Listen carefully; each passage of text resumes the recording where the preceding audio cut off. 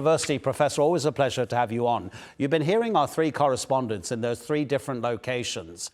Where do you see the space where possibly the two sides might be able to make progress? I mean, prisoner exchanges are one thing, but they don't lead to an eventual resolution of the conflict. For now, yes, there is no hope for any kind of peace settlement on and the resolution of this conflicting interest.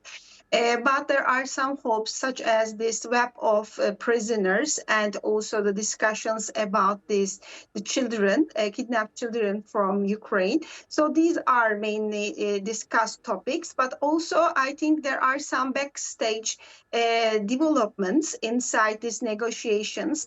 It is sure that it will be very, very difficult for both sides because, as it is very well explained in your previous news, these demands of both sides are highly controversial, and there is no common point for now for any kind of peace settlement. But at the end, preparation for any kind of much higher level, maybe not the top level, discussions, these meetings and negotiations will be very important, I think. How effective do you think it would be if President Trump were to follow through on his threat? I think, if my maths is correct, probably he's given Russia now 40 days from today. He had said 50 days.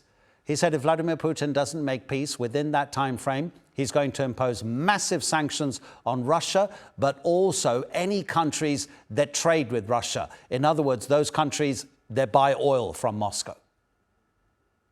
I think this threat is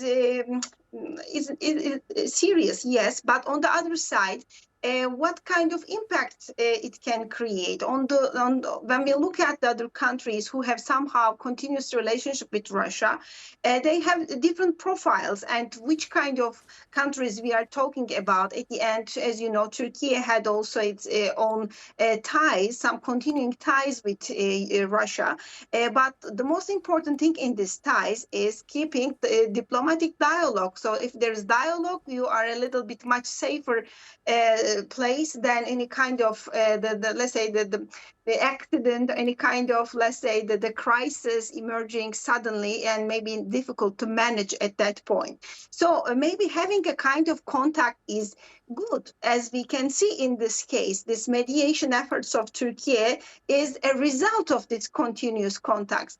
From that approach, I see this threat is related with creation of much more willingness in the side of Russia to come to table, because for now, Russia seems like much more successful in the field. I'm not sure, of course, I'm not in the field, but whatever I see in the news, it is obvious that Russia feels itself much more successful in warfield.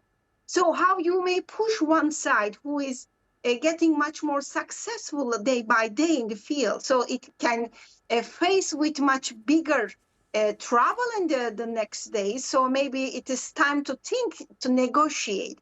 I read this, let's say, the words of Trump from this perspective, because if you look at the Putin side, so what may bring him to the table? So if there is a limit of the success in the field, and if there is no more, let's say, the benefit in the warring scenes, so maybe it is easier to come to table. So I see this explanation from that approach.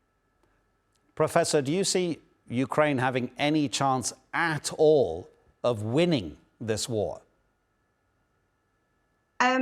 I don't believe that wars have any kind of winner, but in this case, it is very difficult. If we are talking about a wide range, much bigger European war, maybe we can re-evaluate this case. But for now, it is obvious that Ukraine have a serious difficulty. So from that approach, I see that there is a huge effort to stop this war, at least with a kind of ceasefire, not to extend more. Because if you remember, Turkey was trying to bring side at the beginning of this conflict in 2022. So in those days, we were thinking and we were discussing different things in these negotiations. And now Russia asking much bigger share from the result.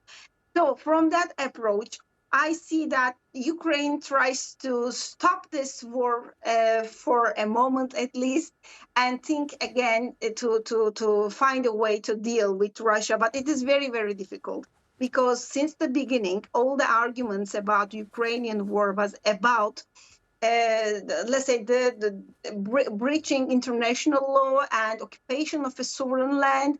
So how to overcome that problem is a very big, very serious problem. Even today, EU representatives and high-level officials in European countries are underlining again and again this point.